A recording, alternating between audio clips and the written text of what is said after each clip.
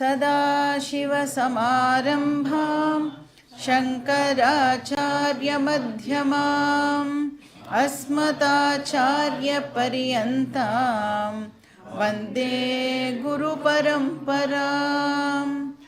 ॐ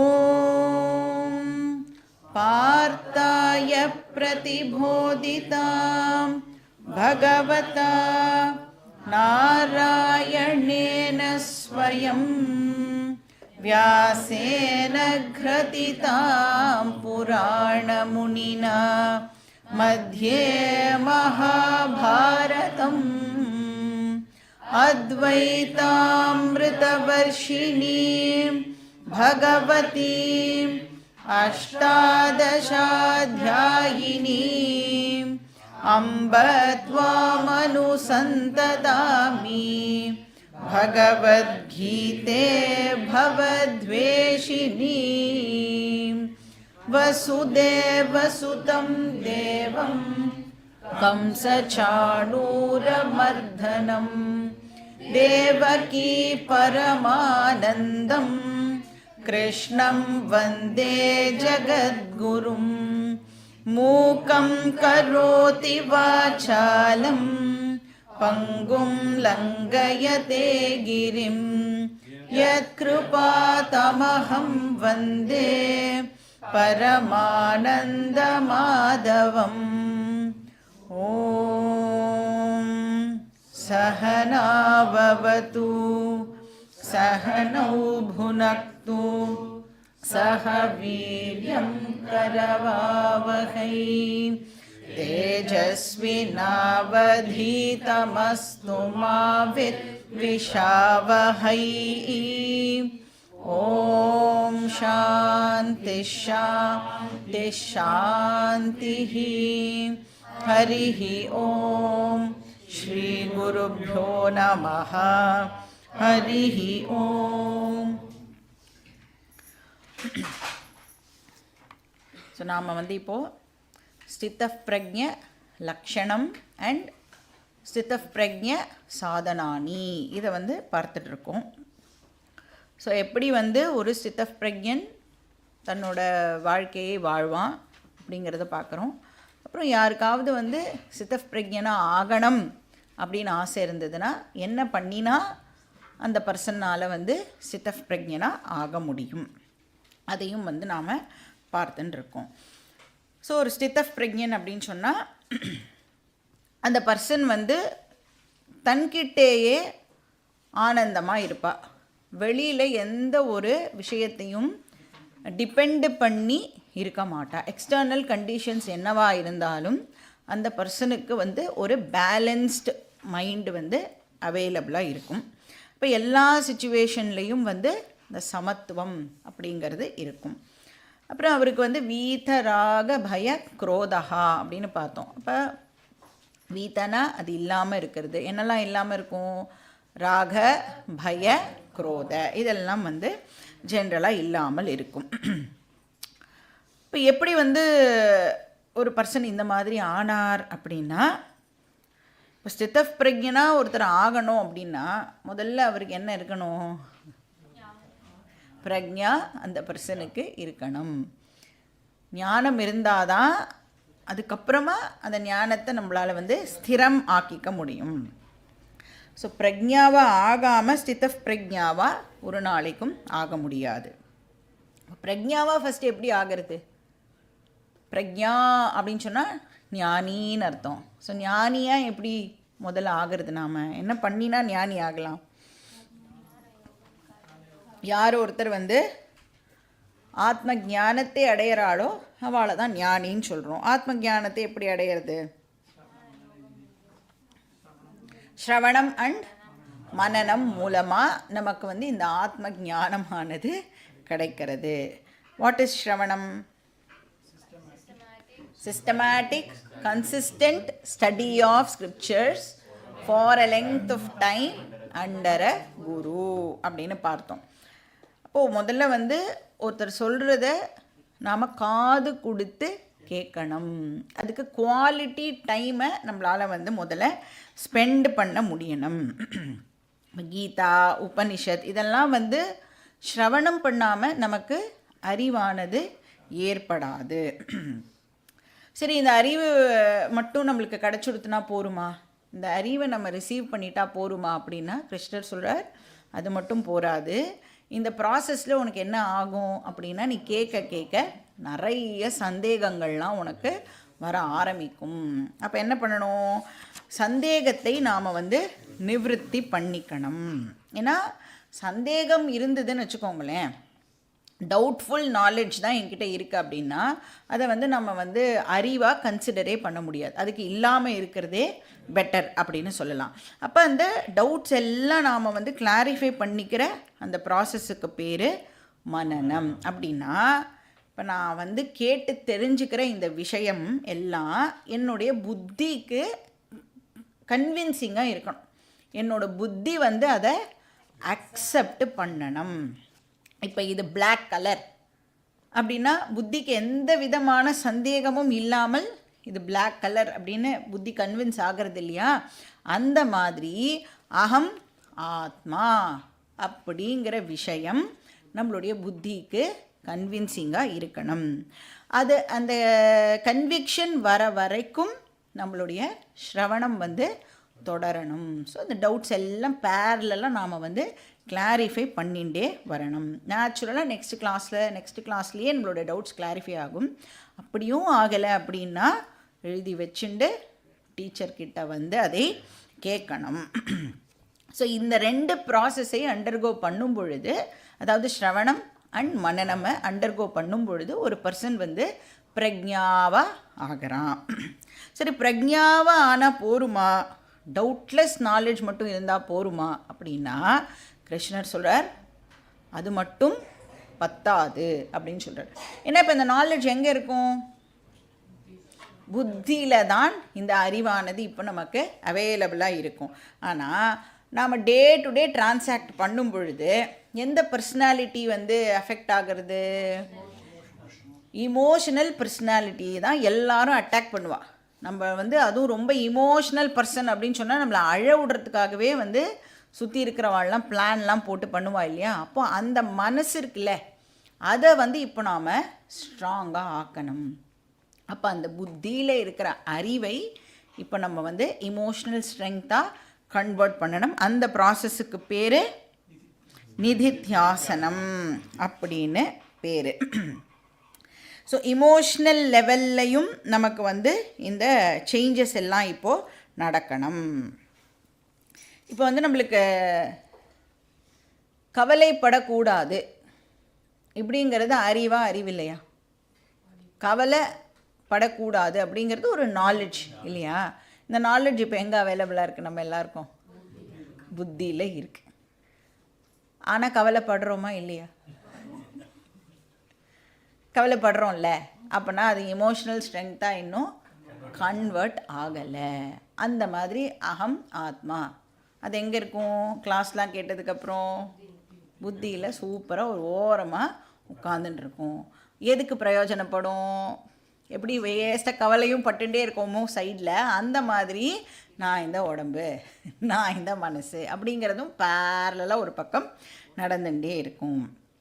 இப்போ crisis situation போது நமக்கு இந்த அறிவு ஹெல்ப் பண்ணாமல் போயிடும். கவலையையே நம்மளால் நிறுத்த முடியல அப்படின்னு சொன்னால், ஏன்னா அதுவே இன்னும் சும்மா நேம் சேக்குக்கு ஒரு அறிவாக உட்காந்துட்டுருக்கு. அதை நாம் இன்னும் உள் வாங்கிக்கவே இல்லை. புத்தி கன்வின்ஸ் ஆகலைன்னு அர்த்தம். கவலைப்படக்கூடாதுன்னு சும்மா ஒரு ஸ்டேட்மெண்ட்டாக அது இருக்கே ஒழிய அது கன்விக்ஷனாக இன்னும் ஆகலை. இப்போ நம்ம எவ்வளோ பெரிய படிப்புலாம் படிச்சிருந்தாலும், ஹைலி இன்டெலெக்சுவலாக இருந்தால் கூட அந்த பர்சனுக்கு இமோஷனல் ப்ராப்ளம்ஸ் எல்லாம் இருந்ததுன்னு வச்சுக்கோங்க, யூஸ்லெஸ். எவ்வளோ படிப்பு படிச்சிருந்தாலும் அத்தனையும் வேஸ்ட்டாக ஆகிடும்.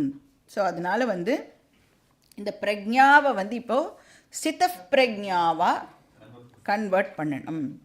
எப்படி இதை பண்ணுறது அப்படின்னா அதை தான் கிருஷ்ணர் நம்மளுக்கு 58வது ஸ்லோகத்திலேருந்து சொல்லிட்டு வர. அப்படின்னா என்ன சொல்கிறார், கிளாஸ் எல்லாம் அட்டென்ட் பண்ணால் மட்டும் போகாது. பாதி பேர் கிளாஸுக்கே வரலை, அவளை பற்றி நம்ம பேசலை.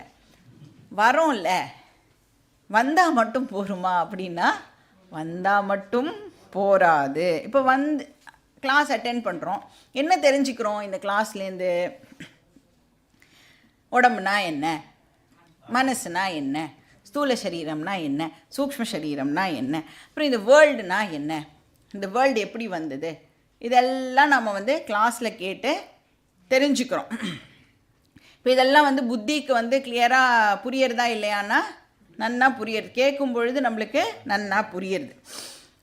ஆனால் இது மட்டும் போருமானா போராது. இந்த அறிவு இருக்கே அதை வந்து இப்போ நாம் இமோஷ்னல் ஸ்ட்ரென்த்தாக கன்வெர்ட் பண்ணணும்.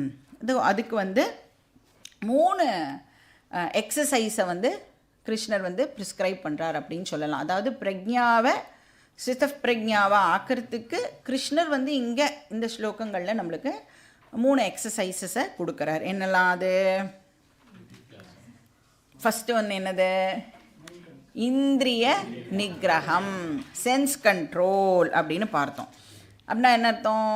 நம்மளுடைய இந்திரியங்களை மாஸ்டர் பண்ணுறது அப்படின்னு அர்த்தம். இந்திரியத்துக்கு நாம் அடிமையாகாமல் நாம் சொல்கிறத நம்மளுடைய சென்ஸ் ஆர்கன்ஸ் வந்து இப்போது கேட்கணும். ஏன்னா இந்த சென்ஸ் ஆர்கன்ஸ் மூலமாக தான் வேர்ல்டில் நடக்கிற அத்தனை விஷயமும் நமக்குள்ளே வந்து என்டர் ஆகிறது. இப்போ வந்து ஒரு வீடு கட்டுறோன்னு வச்சுக்கோங்க. அந்த வீட்டுக்கு முதல்ல வீட்டுக்குள்ளே நுழையும் போது என்ன இருக்கும்? ஒரு கேட் இருக்குமா? சில பேர் என்ன பண்ணுவா, கேட்டு மட்டும் இருந்தால் பத்தாது, ஒரு செக்யூரிட்டி கார்டையும் நாம் வந்து போடுவோம் அப்படின்னு சொல்லலாம். செக்யூரிட்டி கார்டு தூங்கி போயிட்டா என்ன பண்ணுறது? அதனால நாம் வந்து ஒரு நாயை வந்து வச்சுக்கலாம். கேமரா, செக்யூரிட்டி கேமரா, இந்த மாதிரி ஒரு ஆர்டினரி கல்லுனால் கட்டப்பட்ட வீட்டுக்கு இவ்வளோ பந்தோபஸ்து பண்ணுறோமே, இங்கே வந்து கிருஷ்ணர் கேட்குறார், எதை வேணும்னாலும் உன்னுடைய இந்திரியத்துக்குள்ளே நீ நுழைய விடுவியா? உன் வீட்டுக்குள்ளே யாரை வேணும்னாலும் நீ வந்து நுழைய அலோவ் பண்ணுவியா அப்படின்னு கேட்குறார். யாராவது சேல்ஸ் பர்சன்லாம் வந்தால் அலோவ் பண்ணுவோமா நம்ம? அங்கேயே ரோட்லேயே பார்த்துட்டு இந்த பக்கமே வந்துடாதீங்கோ அப்படின்னு சொல்கிறோம்ல. ஆனால் சென்ஸ் ஆர்கன்ஸுக்கு மட்டும் நீ ஏன் எதை வேணும்னாலும் உள்ளே போகிறதுக்கு அலோவ் பண்ணுற அப்படின்னு கேட்குறேன். அப்போ நோ அட்மிஷன் வித்தவுட் பர்மிஷன், இது வந்து வெரி வெரி இம்பார்ட்டண்ட். என்ன சப்தம் வேணும்னாலும் என்னுடைய காதுக்குள்ளே போகலாமானா போகக்கூடாது. எப்போ நம்மளுக்கு வந்து இன்ஃபேக்ட் நன்னா போகும்? நம்மளை பற்றி வேறு யாரோ 2 பேர் பேசிகிட்டு இருக்கா அப்படின்னா அப்போ தான் இன்னும் நன்னா போய் கிட்டக்க நின்று என்ன பேசுகிறான்னு கேட்போம்.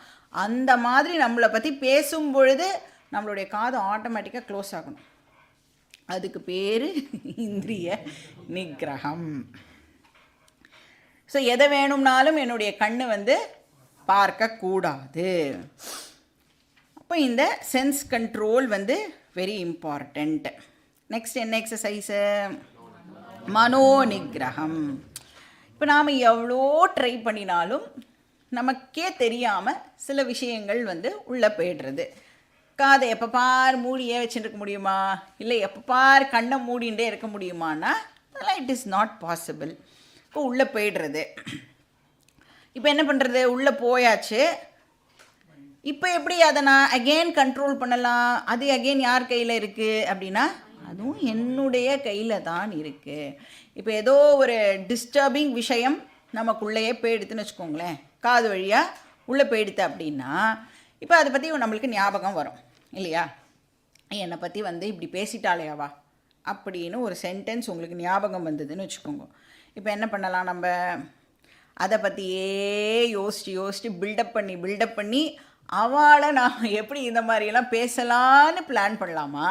இல்லைனா அவளுக்கு அவ்வளோதான் அறிவு அப்படின்னு சொல்லிவிட்டு அதை அப்படியே ட்ராப் பண்ணலாமா? இது யார் கையில் இருக்குது? நம்ம கையில் தான் இருக்குது. ஆல்ரெடி நாம் பார்த்துருக்கோம், ஃபஸ்ட்டு தாட் வந்து நம்மளுடைய கையில் இல்லை. ஏன் வந்தது, எதுக்கு வந்ததுன்ற ஆராய்ச்சியெல்லாம் நம்மளால் பண்ணவே முடியாது. ஃபஸ்ட்டு டைம் வந்துடும், நம்மளுடைய பர்மிஷன் இல்லாமல் தான் வருது. ஆனால் வந்ததுக்கப்புறம் அதை இமீடியட்டாக கேட்ச் பண்ணி அதை வளர விடாமல் பண்ணுறது நம்மளுடைய கையில் இருக்குது. இதே திடீர்னு சப்போஸ் உங்களுக்கு கிளாஸில் சொன்ன ஏதோ ஒரு விஷயம் ஞாபகம் வந்துடுத்துன்னா அதை என்ன பண்ணணும்? அதை இமீடியட்டாக ட்ராப் பண்ணிடக்கூடாது. என்ன பண்ணணும்? அதை ப்ராசஸ் பண்ணுறதுக்கு ட்ரை பண்ணணும். மறுபடியும் மறுபடியும் அதை பற்றி திங்க் பண்ணுறதுக்கு முயற்சி பண்ணணும். அப்போ இந்த தாட் ரெகுலேஷன் வந்து நம்ம கையில் இருக்குது. அதுக்கு பேர் மனோ நிகிரகம். அந்த டிசிப்ளினுக்கு பேர் மனோ நிகிரகம். அதாவது ஆரம்பத்திலேயே வேண்டாத விஷயத்தை அவாய்டு பண்ண முடிஞ்சுதுன்னா அதுக்கு பேர் மனோ நிகிரகம். இப்போ உங்களுக்கு வேண்டாத ஒரு தாட் வருது, இம்மீடியட்டாக நீங்கள் வந்து இது இப்போ எனக்கு தேவையில்லாததுன்னு ட்ராப் பண்ணிட்டேன்னா நீங்கள் பண்ணுறதுக்கு பேர் மனோ நிகிரகம். ஏதோ புதுசாக என்னமோ ஒரு செயிண்ட்னால தான் இதெல்லாம் பண்ண முடியும்லாம் இல்லை, எல்லாராலையும் சாதாரணமாக பண்ணக்கூடிய ஒரு விஷயம்தான் இது. இமீடியட்டாக நீங்கள் இதெல்லாம் நமக்கு வேண்டான்னு விட்டுட்டேன்னா அதுக்கு பேர் மனோ நிகிரகம். ஸோ இந்த ரெண்டு மட்டும் போருமா அப்படின்னா இந்த ரெண்டு மட்டும் போராது. மூணாவதாக நிதித்தியாசனம் அப்படிங்கிறதையும் வந்து கிருஷ்ணர் இங்கே எம்ஃபசைஸ் பண்ணுறார். இப்போ நிதித்தியாசனம் அப்படிங்கிறது வேதாந்திக் மெடிடேஷன் அப்படின்னு அர்த்தம். இப்போ இந்த டீச்சிங் இருக்கு இல்லையா, இதை நீங்கள் மறுபடியும் மறுபடியும் ஞாபகப்படுத்தின்றீள் அப்படின்னு சொன்னால் அதுக்கு பேர் நிதித்தியாசனம்.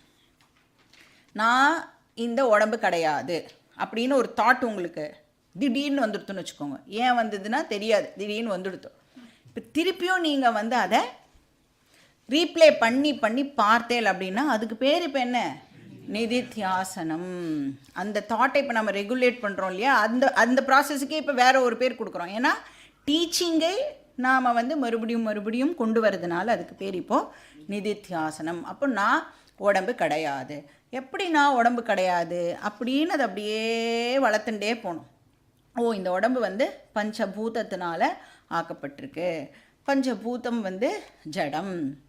ஜடம் அப்படின்னா அதுக்கு கான்ஷியஸ்னஸ் கிடையாது அப்படின்னு நீங்கள் வந்து செயினாக அதை வந்து அப்படியே வளர்த்துட்டே போனேன்னா அதுக்கு பேர் நிதித்தியாசனம் அப்படின்னு பேர்.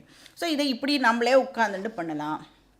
இல்லைன்னா மறுபடியும் கிளாஸை திருப்பியும் நாம் தனியாக வந்து ஒரு வாட்டி உட்காந்து போட்டு கேட்டு நோட்ஸ் எல்லாம் எடுக்கலாம். அதுக்கு தான் நோட்ஸ் எடுக்கணும் அப்படின்னு சொல்கிறோம். இப்போ நீங்கள் நோட்ஸ் எடுத்தேன்னா உங்களாலேயே அது படிக்க முடிய போகிறதில்ல எப்படி இருந்தாலும். ஏன்னா என்ன எழுதினேன்னு வீட்டுக்கு போய் பார்த்தாலே வந்து நமக்கு புரிய போகிறது இல்லை. ஆனாலும் எதுக்கு பண்ண சொல்கிறோம் அப்படின்னா அதில் வந்து இன்வால்வ் ஆகிறோம்ல, அந்த கொஞ்ச நேரத்துக்கு நம்மளுடைய ஃபோக்கஸ் வந்து அதில் இருக்கிறதுனால அந்த ப்ராசஸுக்கே இப்போ வந்து நிதித்தியாசனம் அப்படின்னு பேர். அதாவது ரிப்பீட்டடாக 3 வாட்டி, ஃபஸ்ட்டு வாட்டி பண்ணுறதுக்கு பேர் ஸ்ரவணம்னு பேர். அகெயின் நீங்கள் அதே விஷயத்தையே கேட்டு அதில் கொஞ்சம் நேரம் டுவெல் பண்ணினேல் அப்படின்னா அதுக்கு பேர் நிதித்தியாசனம்.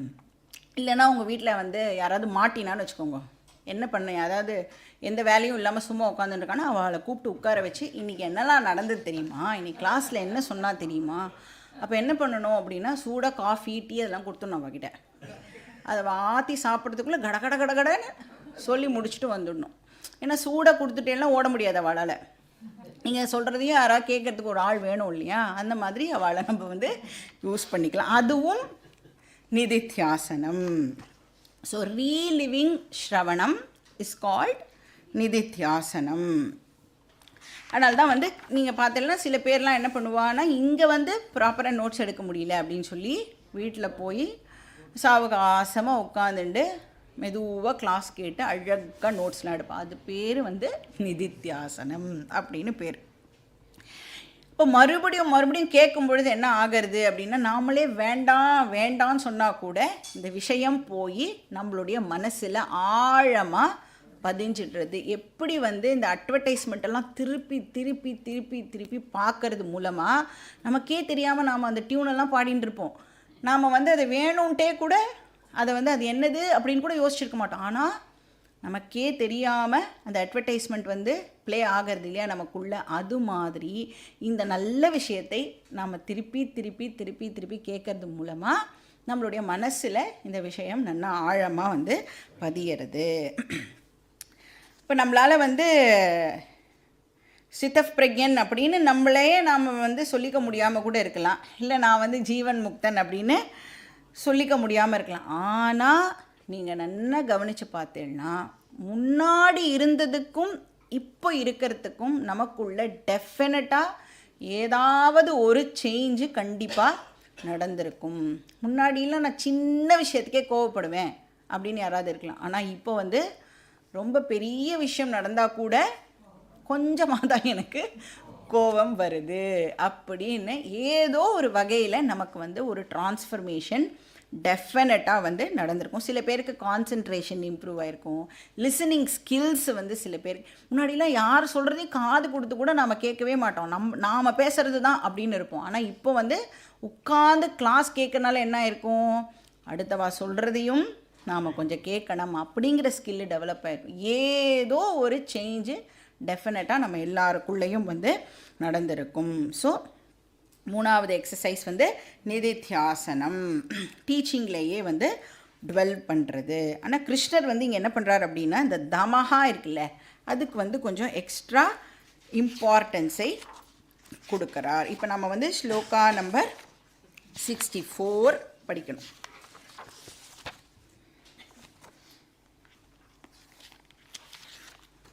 Page number 56-57.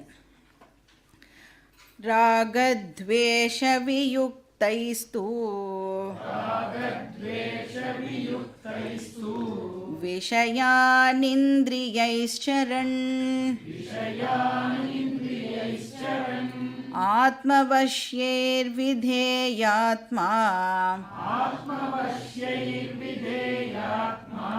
प्रसादमधिगच्छति.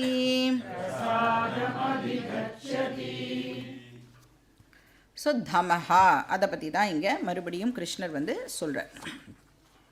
3 எக்ஸசைஸுமே வந்து இம்பார்ட்டண்ட்டு தான். ஆனால் ஸ்பெசிஃபிக்காக வந்து கிருஷ்ணர் வந்து இந்த தமஹாக்கு கொஞ்சம் ஓவர் இம்பார்ட்டன்ஸ் கொடுக்குறார் அப்படின்னு சொல்லலாம். ஸோ இந்திரியைஹி விஷயான் சரண், நீ வந்து சென்ஸ் ஆப்ஜெக்ட்ஸை சென்ஸ் ஆர்கன்ஸ் மூலமாக பர்சீவ் பண்ணுற. ஸோ அது பண்ணட்டும், அது ப்ராப்ளம் இல்லை. ஏன்னா நம்மளால் வந்து சொன்ன மாதிரி சென்ஸ் ஆர்கன்ஸை யூஸ் பண்ணாமலே இருக்க முடியுமானா யூஸ் பண்ணாமல் இருக்க முடியாது. அப்போ சென்ஸ் ஆர்கன்ஸ் வந்து சென்ஸ் ஆப்ஜெக்ட்ஸை பார்க்கட்டும். ஆனால் அதில் எது வந்து இப்போ நம்ம கவனிக்க வேண்டிய விஷயம், ராகத்வேஷ வியுக்தைஹி.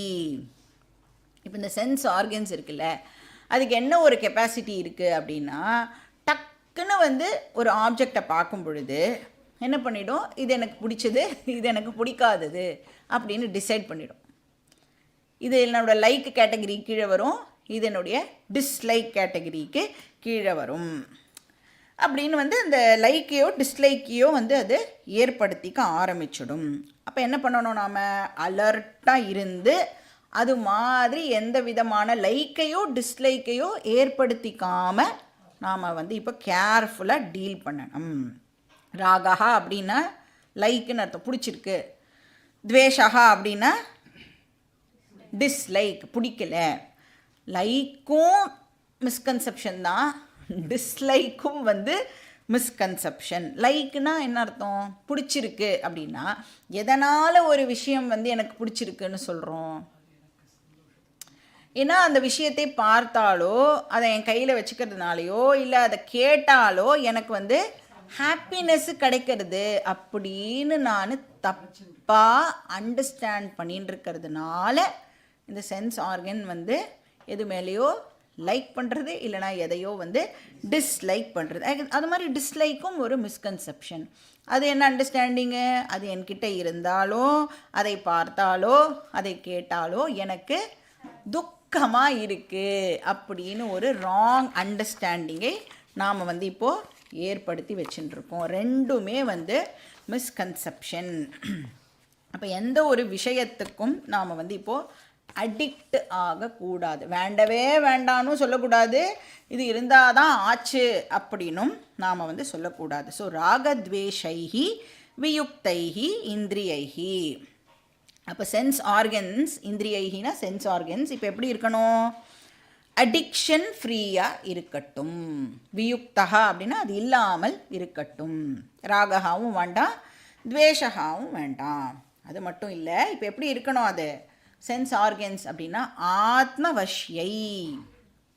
ஆத்மா அப்படின்னா இந்த இடத்துல வந்து புத்தி அப்படின்னு அர்த்தம். இப்போ சென்ஸ் ஆர்கன்ஸ் எதோட வசத்தில் இருக்கணுமா? புத்தியோட வசத்தில் சென்ஸ் ஆர்கன்ஸ் இருக்கட்டும். ஏன்னா புத்தி தான் டிரைவர், சாரதி. நம்மளுடைய லைஃப்புங்கிற ஜேர்னியில் யார் டிரைவர் அப்படின்னு நீங்கள் கேட்டேன்னா புத்தி. இப்போ ப்ராப்பராக அந்த டிரைவர் வந்து நம்மளை கரெக்டான ரூட்டில் கூட்டிகிட்டு போகணும். அதனால அந்த புத்தியுடைய வசத்தில் இப்போ நம்மளுடைய இந்திரியங்கள் இருக்கணும். விதேயாத்மா அப்படின்னு சொன்னால் இந்த இடத்துல வந்து ஆத்மா அப்படின்னா ஒரு பர்சன், அதாவது சென்ஸ் கண்ட்ரோல் உள்ள ஒரு பர்சன் அப்படின்னு எடுத்துக்கணும். இந்திரியங்களை யார் வந்து கண்ட்ரோல் பண்ணி இருக்காளோ அந்த பர்சனை இந்த இடத்துல விதேயாத்மா அப்படின்னு கிருஷ்ணர் வந்து அட்ரஸ் பண்ணுறார். யார் ஒருத்தருக்கு சொன்ன பேச்சை கேட்குற சென்ஸ் ஆர்கன்ஸ் இருக்கோ அந்த பர்சன் வந்து விதேயாத்மா. அப்படி இருக்கிற ஒரு பர்சனுக்கு என்ன கிடைக்குமா? பிரசாதம் அதிகச்சதி.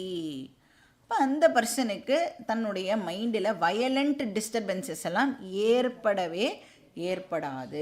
இப்போ யார் தன்னுடைய சென்ஸ் ஆர்கன்ஸை கண்ட்ரோல்டாக வச்சுட்டு இருக்காளோ, புத்தியோட சொன்ன பேச்சை கேட்டு நடக்கிற சென்ஸ் ஆர்கன்ஸ் யாருக்கு இருக்கோ அவளுக்கு பிரசாதம் அதிகச்சதி. பிரசாதம் அப்படின்னு சொன்னால் இந்த இடத்துல சாந்திஹி அப்படின்னு அர்த்தம், அமைதி.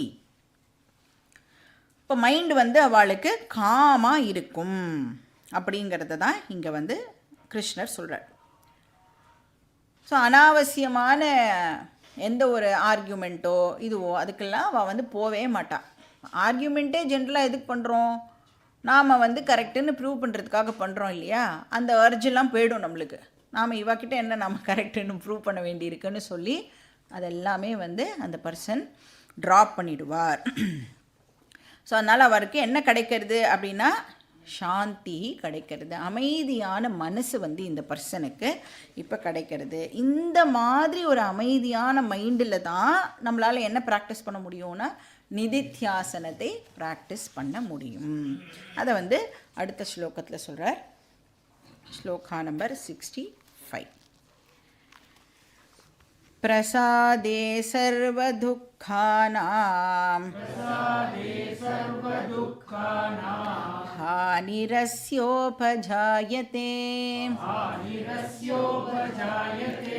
பிரசன்னசேதசோ ஹ்யாஷு புத்திஃ பர்யவதிஷ்டதே. ஸோ இந்த ஸ்லோகத்தில் என்ன சொல்கிறார் அப்படின்னா, அந்த காம் மைண்ட் அது இருந்ததுன்னா அதோடைய அட்வான்டேஜ் என்ன, பேலன்ஸ்டு மைண்ட் இருந்ததுன்னா அதோடைய அட்வான்டேஜ் என்ன. பிரசாதா, அகெயின் பிரசாதா அப்படின்னா இந்த இடத்துல வந்து பிரசன்ன சித்தம் அப்படின்னு அர்த்தம். Com mind. பிரசாதம்னா நமக்கு வந்து சுண்டல் கேசரி அதெல்லாம் ஞாபகத்துக்கு வரக்கூடாது. என்னன்னா இந்த இடத்துல வந்து பிரசன்ன சித்தம். ஸோ இந்த பிரசன்ன சித்தம் 2 விதமான பெனிஃபிட்டை கொடுக்கும் அப்படின்னு சொல்கிறார். ஃபஸ்ட்டு ஒன் வந்து சர்வதுக்கானாம் ஹானிஹி. என்ன ஆகிறது? ஹானிஹின்னா டிஸ்ட்ரக்ஷன் அர்த்தம். சர்வதுக்கானாம் ஹானிஹின்னா எல்லா துன்பங்களும் போயிடும், நீங்கிடும். எது இருந்ததுன்னா சமத்துவம் இருந்ததுன்னா, நமக்கு ஒரு பேலன்ஸ்டு மைண்டு காம் மைண்ட் இருந்ததுன்னா எல்லா விதமான துயரங்களும் நம்மளை விட்டு நீங்கிடும். அப்படின்னா எல்லா துயரங்களும் போயிடுத்துன்னா இப்போ என்ன இருக்கும் நம்மக்கிட்ட? ஆனந்தம் இருக்கும் இல்லையா? அப்போ சமத்துவம் நமக்கு என்ன கொடுக்கறதுன்னா ஆனந்தத்தை கொடுக்கறது. ஏன்னா வேதாந்தம் நமக்கு என்ன சொல்லி கொடுக்கறது? இந்த ஆனந்தம் அப்படிங்கிறது வெளியில் இல்லை அப்படிங்கிறதையும் நமக்கு அது சொல்லி கொடுக்கறது. இந்த ஆனந்தத்தை வெளியிலேருந்து நாம் வந்து கொண்டு வரது இல்லை. ஏன்? அந்த வெளியில் இருக்கிற விஷயங்களுக்கு ஆனந்தத்தை கொடுக்கக்கூடிய கெப்பாசிட்டி கிடையாது. இதை வந்து நல்லா நாம் அண்டர்ஸ்டாண்ட் பண்ணிக்கணும். அதனால வெளியிலேருந்து வந்து ஹாப்பினஸ் வரது இல்லை. ரெண்டாவது, வெளி விஷயங்கள் நம்மளுக்கு ஹாப்பினஸ் கொடுக்க வேண்டிய அவசியமும் இல்லை. ஏன்னா நான் தான் சோர்ஸ் ஆஃப் ஹாப்பினஸ். ஸோ வெளி விஷயங்கள்னால ஆனந்தத்தை கொடுக்க முடியாது, வெளி விஷயங்கள் ஆனந்தத்தை கொடுக்க வேண்டிய அவசியமும் இல்லை. இது வந்து எப்படி சொல்லுவா அப்படின்னா, வேதாந்தத்தில் என்ன எக்ஸாம்பிள் கொடுப்பா அப்படின்னா, ஒரு நாய் எலும்பு துண்டு, இதுதான் எக்ஸாம்பிள். இதை அடிக்கடி நீங்கள் வந்து ஞாபகப்படுத்தி பார்த்துக்கணும், சரியா? இப்போ இந்த நாய்க்கு வந்து ஜென்ரலாக அந்த எலும்பு துண்டு பிடிக்கும் இல்லை? அப்போ என்ன பண்ணுவா, இந்த நாயெலாம் வச்சுட்டுருக்கிறவா வந்து அந்த மாதிரி ஒரு ஷேப்பில் ஒரு ப்ளே டாய்லாம் கூட வச்சுப்பா. இப்போ இந்த நாய் என்ன பண்ணுறது, அந்த அந்த எலும்பு எப்படி இருக்கும் அப்படின்னா ரொம்ப ட்ரை போனாக இருக்கணும் அது. அப்போ ட்ரை போனாக இருந்ததுன்னா அதில் வந்து குட்டி குட்டி குட்டியாக வந்து ஷார்ப் எட்ஜஸ்லாம் இருக்கும் அந்த போனில். இப்போ இந்த நாய் என்ன பண்ணுறது, அது போய் கடிக்கும் இல்லையா, அந்த எலும்பு துண்டை வந்து நல்லா போட்டு கடிக்கும். இப்படி கடிக்கும் பொழுது என்ன ஆகும், அந்த ஷார்ப் எட்ஜஸ்லாம் வந்து நாயோடைய அந்த பல்லில் இருக்கிற அந்த ஈரில் பட்டு அந்த ஈர்லேருந்தே வந்து இப்போ வந்து ரத்தம் வர ஆரம்பிக்கும். இப்போ ரத்தம் வந்த உடனே நாய் என்ன பண்ணும் அப்படின்னா, இதை கடிச்சா ரத்தம் வருதுன்னு சொல்லி இன்னும் நன்னா அந்த எலும்பு துண்டை வந்து கடிக்க ஆரம்பிக்கும். இன்னும் நன்னா வந்து நாய்கிட்டேருந்து வந்து ரத்தம் வர ஆரம்பிக்கும். நாய் என்ன கன்க்ளூட் பண்ணுறது, இந்த எலும்புலேருந்து தான் ரத்தம் வருது அப்படின்னு நாய் வந்து கன்க்ளூட் பண்ணுறது. எப்படி கன்க்ளூட் பண்ணுறது, ஏன், what is the logic behind this அப்படின்னா, கடிக்கிறதுக்கு முன்னாடி ரத்தம் இல்லை, கடிச்சதுக்கப்புறம் ரத்தம் வருது, தேர்ஃபோர் இந்த போன்லேருந்து தான் அந்த ரத்தம் வருது அப்படின்னு நாய் வந்து கன்க்ளூட் பண்ணுறது. ஸோ நாம் வந்து நாய் எப்படி கன்க்ளூட் பண்ணுறதா அப்படின்னு நினச்சேன்னா, வேதாந்தம் சொல்கிறது நீயும் அதை தான் பண்ணின்னு இருக்க அப்படின்னு சொல்கிறது. நான் என்ன பண்ணுறேன், அந்த மாதிரி ஒரு ஃபோன் வாங்கணும்னு நினச்சேன்னா, ஃபோன் வாங்கிறதுக்கு முன்னாடி என்கிட்ட சந்தோஷமே இல்லையா, ஃபோன் வந்ததுக்கப்புறமா சந்தோஷமாக இருக்கா, உடனே நான் என்ன கன்க்ளூட் பண்ணுறேன், ஃபோன் தான் எனக்கு சந்தோஷத்தை கொடுக்கறது. என்ன பெரிய வித்தியாசம் நாய்க்கும் நமக்கும் அப்படின்னு வேதாந்தம் அப்படி தான் நமக்கு வந்து இதை சொல்லி கொடுக்கறது. இப்போ இந்த ஃபோனில் வந்து ஒரு அயோட்டா ஆஃப் ஹாப்பினஸ் கூட ஆக்சுவலாக கிடையவே கிடையாது. எப்படி அந்த எலும்பில் வந்து ஒரு ட்ராப் ஆஃப் பிளட்டு கூட இல்லவே இல்லையோ, அது மாதிரி எந்த வெளி விஷயத்துலேயும் ஒரு கொஞ்சம் கிஞ்சித்த ஹாப்பினஸ் கூட கிடையவே கிடையாது. ஆனால் நம்ம கிட்ட தான் அந்த ஆனந்தம் இருக்குது. சரி, இப்போ அந்த நாய்க்கு தன்கிட்டேருந்தே வர ரத்தத்தை தானே அது வந்து என்ஜாய் பண்ணுறதில்ல, அந்த மாதிரி ஃபோன் வெளியிலேருந்து வந்தாலும் அந்த ஆனந்தத்தை நான் எக்ஸ்பீரியன்ஸ் பண்ணுறேனே, அது எங்கேருந்து வருதுன்னா ஃபோனுக்கு ஆனந்தம் கிடையாது. அப்போ எங்கேருந்து வரணும், என்கிட்டேருந்து தான் அந்த ஆனந்தம் வருது. அந்த ஆனந்தத்தை தான் நான் வந்து எக்ஸ்பீரியன்ஸ் பண்ணுறேன். சரி, நான் தான் சோர்ஸ் ஆஃப் ஹாப்பினஸ் அப்படின்னு சொன்னால், நான் தான் வந்து ஆனந்த ஸ்வரூபம் அப்படின்னு சொன்னால், எப்போவுமே நான் ஆனந்தமாக தானே இருக்கணும். ஆனால் யோசித்து பார்த்தா எப்போல்லாம் நம்ம ஆனந்தமாக இருக்கோம், எப்பயாவது ஒரு வாட்டி தான் நமக்கு வந்து அந்த ஆனந்தமானது கிடைக்கிறது. நாய்க்கு எப்போ பாரு ஈரலேருந்து ரத்தம் வருமா, எப்போ கடிக்கிறதோ அப்போ தானே ரத்தம் வருது. அது மாதிரி நம்மளும் எப்போ பாரு ஆனந்தமாக ஏன் இருக்க மாட்டேங்கிறோன்னா, எப்போவுமே நம்மளோட மைண்டு வந்து டிஸ்டர்ப்டாக இருக்குது. எப்போ எல்லாம் நம்மளுடைய மைண்டு காமாக இருக்கோ அப்போ எல்லாம் நீங்கள் வந்து ஆனந்தமாக இருப்பேன். இதை வந்து நல்லா திங்க் பண்ணி பாருங்கள். இப்போ வந்து ஏன் வந்து அந்த ஃபோன் வாங்கின உடனே எனக்கு ஆனந்தம் ஏற்படுறது, ஃபோன் வாங்கணுன்னு ஒரு ஆசை எனக்கு இருந்தது. நான் ஃபோன் வாங்கின உடனே அந்த ஆசை இப்போ வந்து என்னை விட்டு போயிடுறது. எதெல்லாம் விடுறோமோ அதுதான் நமக்கு ஆனந்தத்தை தருது. விட தான் ஆனந்தம் நமக்கு கிடைக்கும். அப்போ அதை ட்ராப் ஆன உடனே இப்போ மைண்டு வந்து எப்படி இருக்குது அப்படின்னா, ஹாப்பா வேணுங்கிறது நமக்கு கிடச்சிடுது அப்படின்னு அந்த மைண்டு வந்து இப்போ எந்த விதமான சலனமும் இல்லாமல் காமாக அப்படியே இருக்குது. அப்படியே காமாக இருக்கிற மைண்டில் ஆல்ரெடி இருக்கிற ஆனந்த ஸ்வரூபமாகிய என்னுடைய ரிஃப்ளெக்ஷன் ஏற்படும் பொழுது எனக்கு ஆனந்தம் வந்து நான் எக்ஸ்பீரியன்ஸ் பண்ணுறேன். அப்போது எப்பவுமே இருக்கிற ஆனந்தத்தை என்னை வந்து என்ஜாய் பண்ண விடாமல் எது தடுக்கிறது அப்படின்னா, எப்போ பாரு டிஸ்டர்ப்டாக இருக்கிற மைண்டு தான் என்னுடைய ஆனந்தத்தை என்ஜாய் பண்ண விடாமல் தடுக்கிறது. அதனால் இங்கே என்ன சொல்கிறார், பிரசாதே சர்வ துக்கானாம் ஹானிஹி பவதி. காம் மைண்டில் எல்லா துக்கமும் இப்போ வந்து போயிடுறது. ஸோ பெனிஃபிட் நம்பர் 1 வந்து ஆனந்தஹா. செகண்ட் பெனிஃபிட் என்ன, பிரசன்ன சேதசா ஹி ஆஷுஹு புத்திஹி பரியவதிஷ்டதே. பிரசன்ன சேதசா அப்படின்னா அந்த காம் மைண்டு. அந்த காம் மைண்டில் தான் இப்போ என்ன ஆகுமா அப்படின்னா, புத்திஹி பரியவதிஷ்டதே. அதுவும் எப்போ, ஆஷுஹு. ஆஷுஹுன்னா சீக்கிரம் அப்படின்னு அர்த்தம், சூன்னு அர்த்தம். புத்திஹி பரியவதிஷ்டதே அப்படின்னா இந்த ஆத்ம ஞானம் இப்போ ஸ்திரமாக அப்போ தான் அதுக்குள்ளே உட்கார ஆரம்பிக்கிறது. சாதாரணமாக இருந்த ஞானம் இப்போ ஸ்திர ஞானமாக ஆகணும் அப்படின்னா அதுக்கு நமக்கு என்ன தேவைப்படுறது, ஒரு காம் மைண்டு வந்து நமக்கு தேவைப்படுறது. திஷ்டதி அப்படின்னா இருக்கிறதுன்னு அர்த்தம். பரியவதிஷ்டதே அப்படின்னா நன்னா ஸ்திரமாக உட்கார்ந்துக்கிறது. நாலேஜ் வந்து நன்னா அசிமிலேட் ஆகும். ஸோ எவ்வளோ அறிவு நமக்குள்ளே வந்து நமக்கு இருக்கோ அவ்வளோ அறிவும் இப்போ என்ன ஆகும்னா நன்னா உள்ளுக்குள்ளே போய் ஆழ் மனசில் வந்து பதிய ஆரம்பிக்கும். புத்திஹி அப்படின்னா இந்த இடத்துல வந்து ஞானம்னு அர்த்தம், இன்டெலெக்ட் கிடையாது. ஹான்னு சொல்கிறோம்ல, அதுதான் இந்த இடத்துல புத்திஹி. பிரக்ஞா வந்து ஸ்திர பிரக்ஞாவா இப்போ ஆகும். அப்யாயுக்தஸ்ய பாவனா நசா பாவயத சாந்திஹி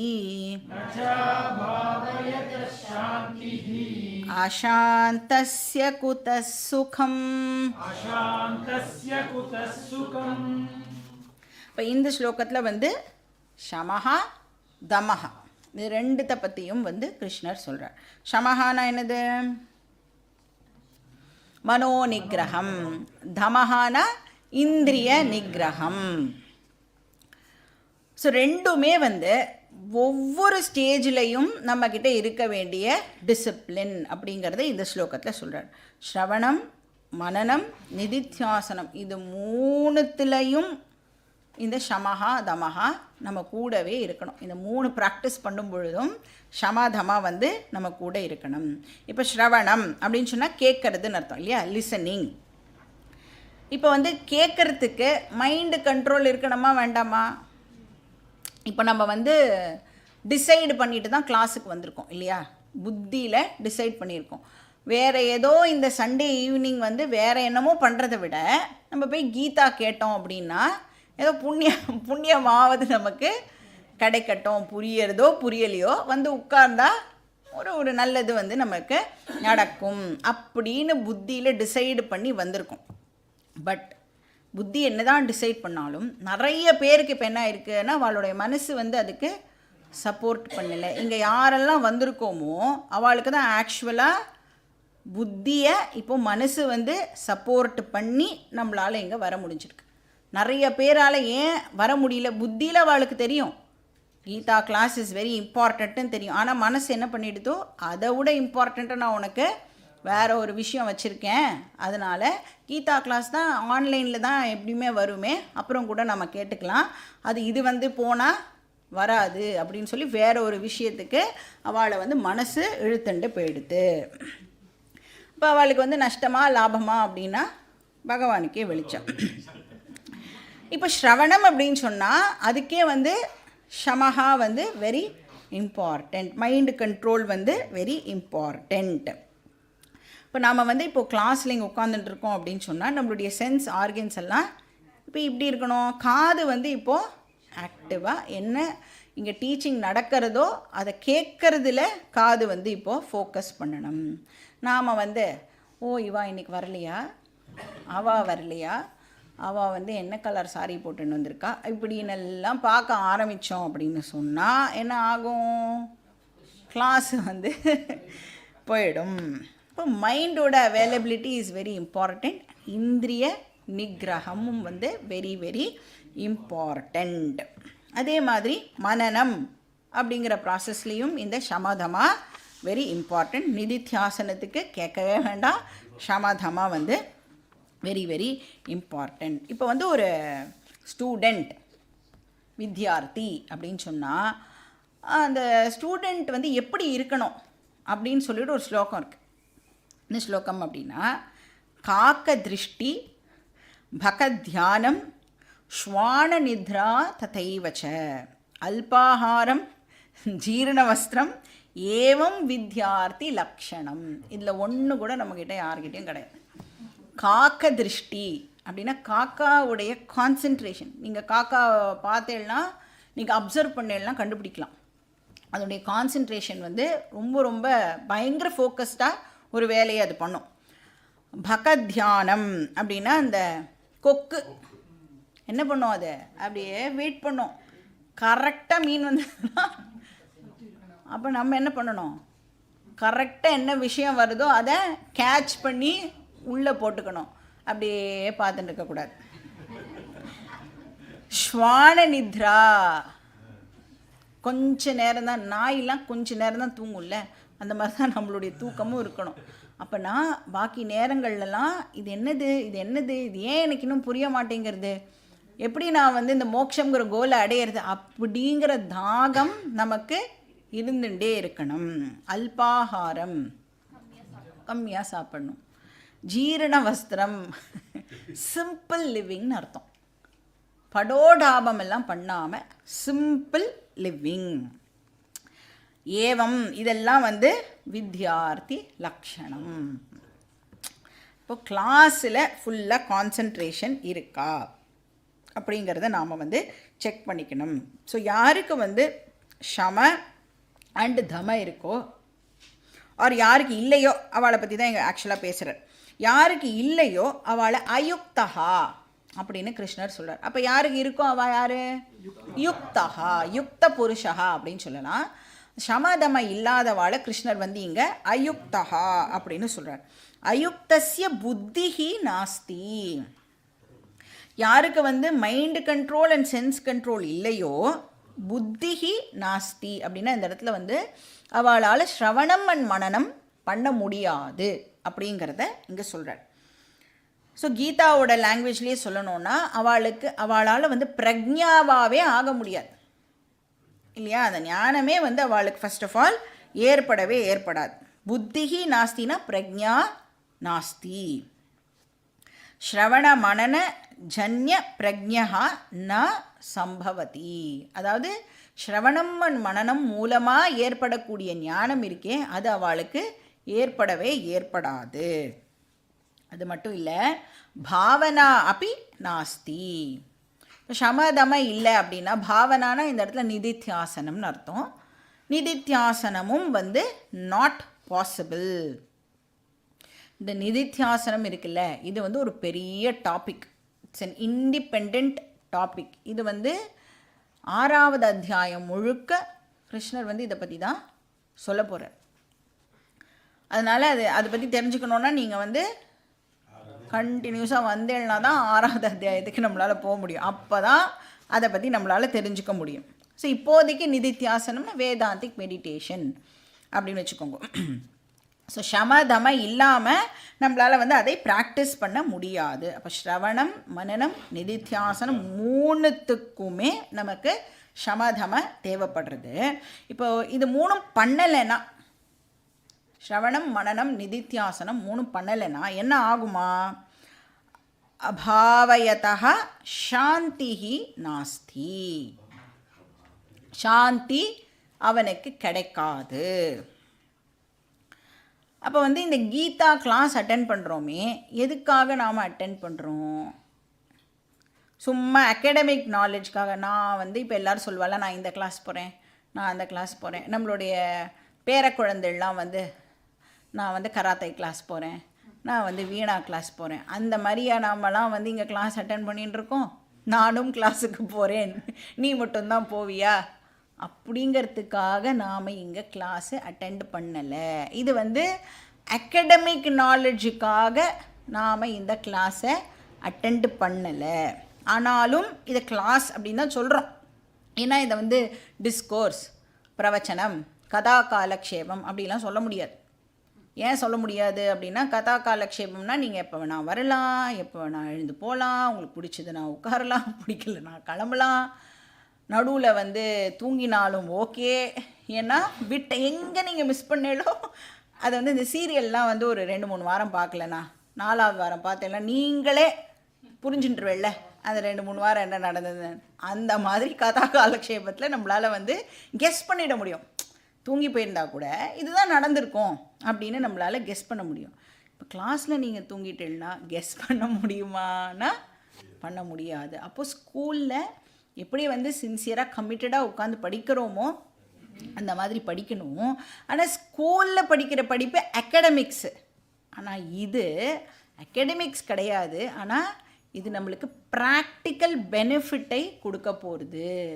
நீங்கள் வந்து இந்த கிளாஸ் அட்டென்ட் பண்ணுறது மூலமாக என்ன கற்றுக்கிறேன் அப்படின்னா, இந்த வாழ்க்கையே நான் இப்போ எப்படி பார்க்க ஆரம்பிக்கணும் அப்படிங்கிற விஷயத்தை கற்றுக்கிறேன். இந்த வேர்ல்டை இனிமேல் நான் எப்படி மாற்றி பார்க்கணும். இவ்வளோ நாள் நான் தப்பாக பார்த்துட்டு இருந்தேன்.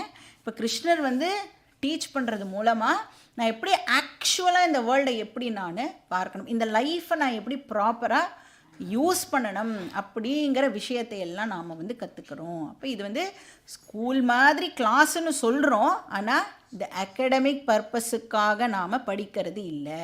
நம்மளுடைய சான்ஸ்கிரிட் நாலேஜை வந்து போட்டு காமிக்கிறதுக்காக நாம் இந்த விஷயத்தை படிக்கலை. இது இந்த சான்ஸ்கிரிட் வார்த்தைக்குள்ளே ஒளிஞ்சுட்டுருக்கிற அர்த்தம் இருக்கே, அதுதான் நமக்கு இம்பார்ட்டண்ட். அந்த அர்த்தம் நம்மளுடைய லைஃப்பை வந்து ட்ரான்ஸ்ஃபார்ம் பண்ணுறது. அதுக்காக தான் நாம் வந்து இதை படிக்கிறோம். மோக்ஷம் அப்படிங்கிற அந்த அந்த பரம புருஷார்த்தத்தை அடையிறதுக்காக நாம் வந்து இந்த கிளாஸ் எல்லாம் வந்து அட்டெண்ட் பண்ணுறோம். அதனால் இது வந்து அகடமிக் விஷயம் கிடையாது. இப்போ இங்கே வந்து கிருஷ்ணர் சொல்கிறார், உனக்கு வந்து பெர்மனெண்ட் சாந்தி வேணும்னா நீ வந்து இந்த ஸ்ரவண மனன நிதித்தியாசனத்தை பண்ணினாதான் உனக்கு பெர்மனெண்ட் சாந்தி கிடைக்கும். இப்போ யார் பண்ணலையோ அவளுக்கு சாந்தி நாஸ்தி, அவளுக்கு பீஸ் வந்து கிடைக்க போகிறதில்லை. அசாந்தஸ்ய குதசுகம், மன அமைதியே இல்லை அப்படின்னு சொன்னால் அந்த பர்சனால் எப்படி ஆனந்தத்தை என்ஜாய் பண்ண முடியும்? ஏன்னா இப்போ ஆனந்தத்தை என்ஜாய் பண்ணணுன்னா வாட் இஸ் த ப்ரீ ரெக்விசிட்டு? எனக்கு காம் மைண்ட் இருக்கணும். மைண்டே இப்போ காமாக இல்லை அப்படின்னு சொன்னால் இந்த பர்சனுக்கு எங்கேருந்து வந்து ஆனந்தம் கிடைக்க போகிறது? இப்போ ஆத்மானந்தம் அப்படிங்கிறது வந்து ஒரு காம் மைண்டுனால தான் என்ஜாய் பண்ண முடியும். இப்போ வந்து நம்மளுடைய முகத்துடைய ரிஃப்ளெக்ஷனை பார்க்கணுன்னு வச்சுக்கோங்க. என்னோடய முகம் வந்து எப்படி இருக்குதுன்னு நான் தெரிஞ்சுக்கணுன்னா நான் எது முன்னாடி போய் நிற்பேன்? இப்போது கண்ணாடி முன்னாடி நிற்கிறேன். அந்த கண்ணாடி வந்து இப்போ ஆடிண்டே இருந்ததுன்னு வச்சுக்கோங்க, எவ்வளோ இரிட்டேட் ஆகும் நமக்கு. ஒன்றால் ஒரு செகண்ட் இப்படி நிற்க முடியாதா? ஏன் இப்படி ஆடிண்டே இருக்க அப்படின்னு கோவம் வருமா வராதா? அந்த மாதிரி தான் இந்த ஆத்மானந்தாவை ஏன் எக்ஸ்பீரியன்ஸ் பண்ண முடியலன்னா, மனசு வந்து இப்போது இப்படி வயலண்ட்டாக வந்து ஆடிண்டே இருக்கிறதுனால என்கிட்ட இருக்கிற ஆனந்தத்தையே என்னால் வந்து இப்போது எக்ஸ்பீரியன்ஸ் பண்ண முடியலை. அதனால் அசாந்தஸ்ய குதசுகம், டிஸ்டர்ப்டு மைண்ட் இருந்ததுன்னா எப்படி வந்து நீ ஆனந்தத்தை என்ஜாய் பண்ணுவ? இப்போ வந்து சரி எனக்கு வந்து மனசாந்தி வேறு ஏதோ ஒரு எக்ஸ்டர்னல் விஷயம் மூலமாக கிடைக்கிறது அப்படின்னு ஒரு பேச்சுக்கு வச்சுட்டா கூட அப்படி தானே எல்லோரும் தப்பாக நினச்சிட்டு இருக்கோம். ஏதோ வெளி விஷயத்துலேருந்து தான் எனக்கு ஆனந்தம் கிடைக்கிறதுன்னு. இப்போ நமக்கே தெரியறது அந்த ஆனந்தம் நிலச்சி இருக்கவே மாட்டேங்கிறது. கொஞ்ச நேரம் ஹாப்பியாக இருக்கும், இமீடியட்டாக வந்து அது என்னை விட்டு போயிடுறது. ஸோ உனக்கு பர்மனெண்ட் ஹாப்பினஸ் வேணும் அப்படின்னு சொன்னால் நீ வந்து ஒரு யுக்த புருஷனாக இருக்கணும். ஸ்ரவண மனன நிதித்தியாசனம் பண்ணினாதான் உனக்கு பர்மனெண்ட் ஹாப்பினஸ் கிடைக்கும். ஏன்னா கட்டோபனிஷத் சொல்கிறது சாஸ்வதி சாந்திஹி. ஞானத்தினால தான் உனக்கு சாஸ்வதமான சாந்தி கிடைக்கும். ந இதரேஷாம், வேற எதுனாலையும் உனக்கு அது கிடைக்காது அப்படின்னு உபனிஷத் வந்து சொல்கிறது. நெக்ஸ்ட் ஸ்லோகம், ஸ்லோகா நம்பர் 67. இந்திரியாணாம் ஹி சரதாம் யன்மனோனு விதீயதே ததஸ்ய ஹரதி பிரக்ஞாம் வாயுர்நாவமிவாம்பசி.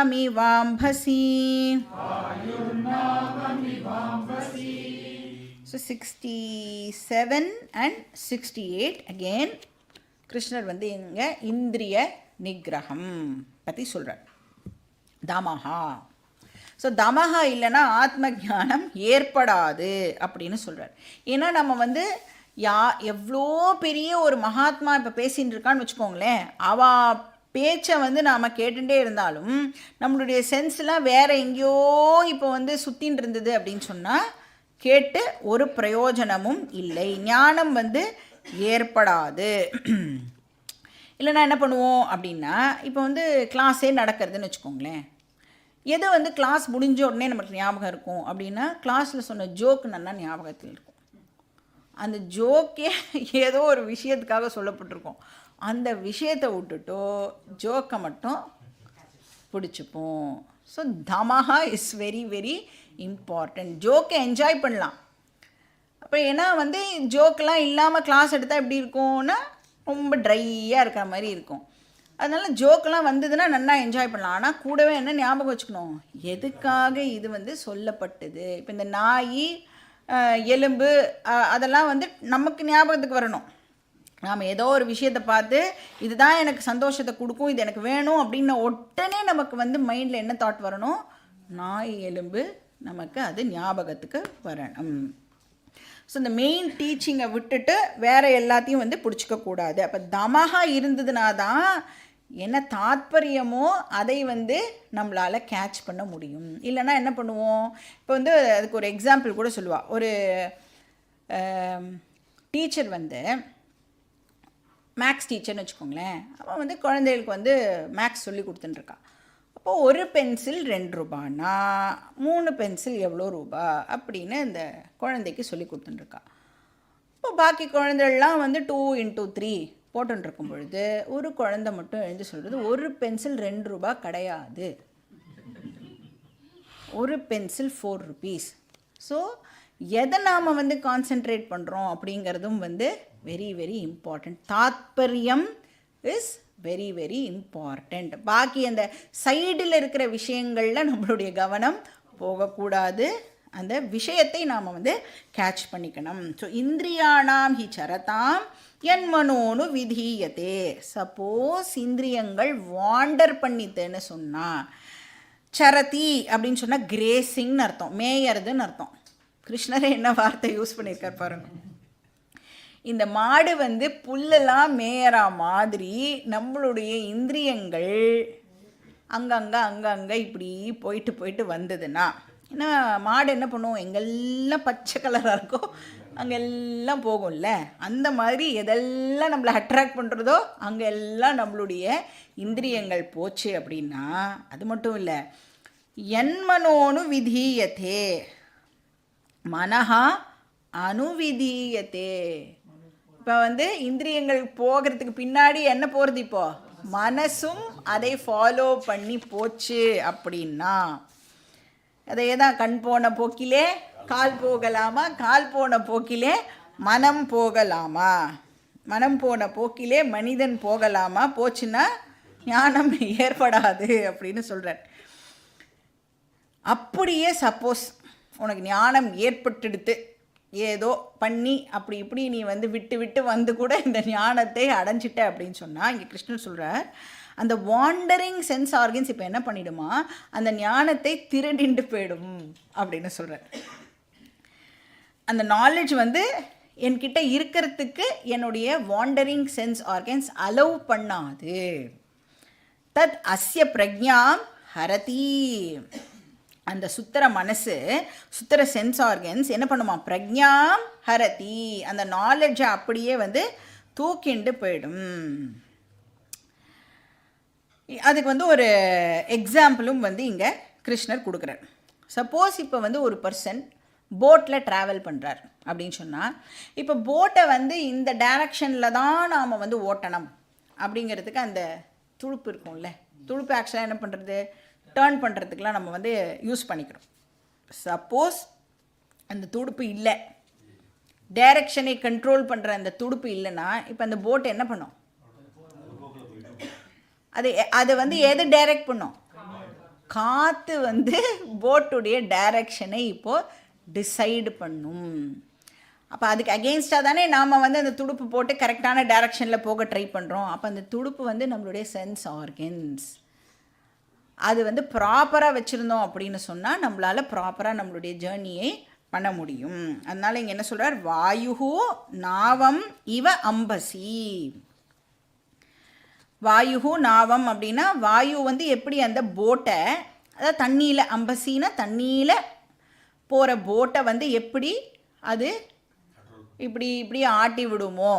இன்ஃபேக்ட் என்ன பண்ணுவோம், சில நேரங்களில் போட்டையே கூட கவிழ்த்துடும். அவ்வளோ ஃபோர்ஸ்ஃபுல்லாக வந்து விண்டு வந்ததுன்னா போட்டே கவிழ்ந்து போயிடும். இப்போ நமக்கு தமஹா இல்லைன்னா என்ன ஆகிடும், புத்திநாசாத் பிரணஷ்யத்தி, நம்மளுடைய லைஃபே வந்து இப்போது வீணாக போயிடும். அதனால் சொல்லுவாள், இந்த ஞானத்தை வந்து இன்னொரு சாப்டரில் படிப்போம். சர்வம் ஞான பிளவேனைவ, ஞானத்தையும் வந்து போட்டோட வந்து கம்பேர் பண்ணியும் வந்து நாம் படிப்போம். ஏன்னா அதுதான் வந்து என்ன பண்ணுறதா, இந்த ஞானம் தான் நம்மளை வந்து சம்சார சாகரத்தை கிராஸ் பண்ணுறதுக்கு இந்த ஞானம்ங்கிற போட்டு தான் வந்து நம்மளுக்கு ஹெல்ப் பண்ணுறது. கைவர்த்தக கேசவஹா அப்படின்னும் வந்து படித்தோம் இல்லையா.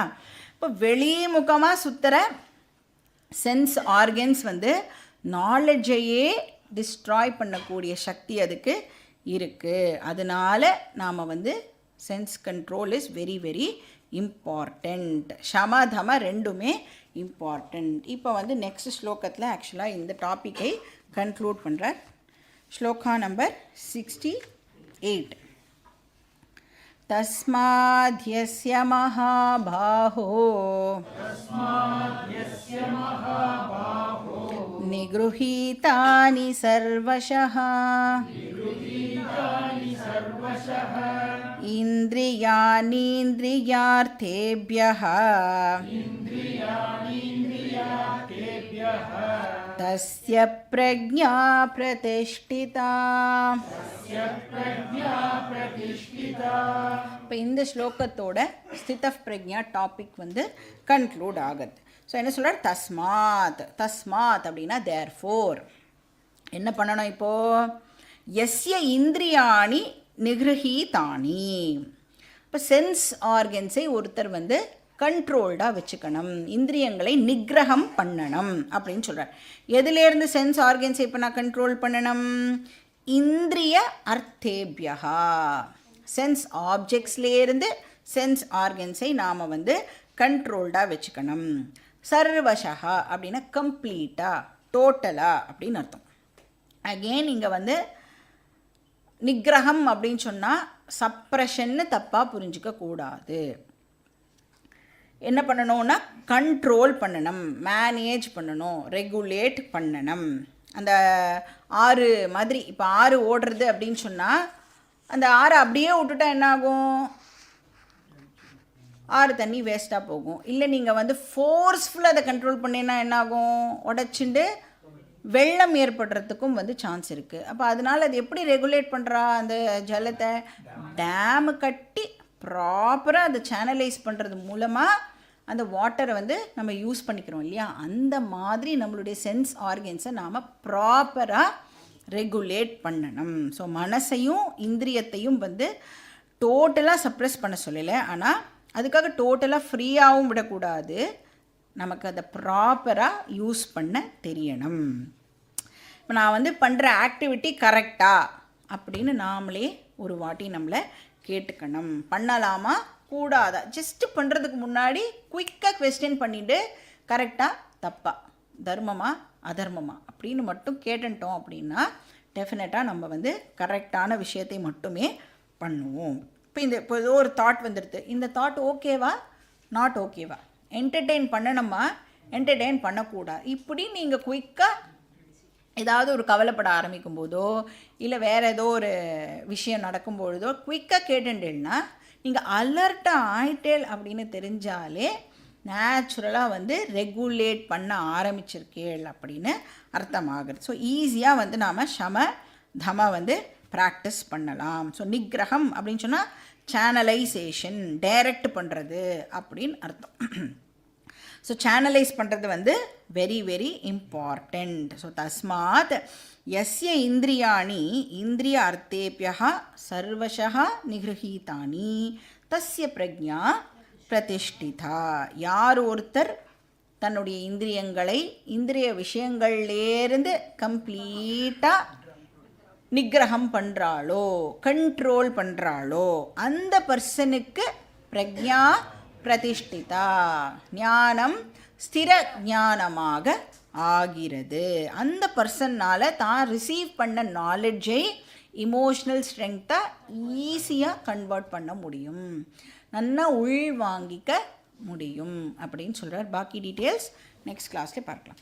ஓம் பூர்ணமதః பூர்ணமிதம் பூர்ணாத் பூர்ணமுதச்யதே பூர்ணஸ்ய பூர்ணமாதாய பூர்ணமேவாவசிஷ்யதே. ஓம் சாந்தி சாந்தி சாந்தி. ஹரிः ஓம் ஸ்ரீ குருभ्यो நமः. ஹரிः ஓம்.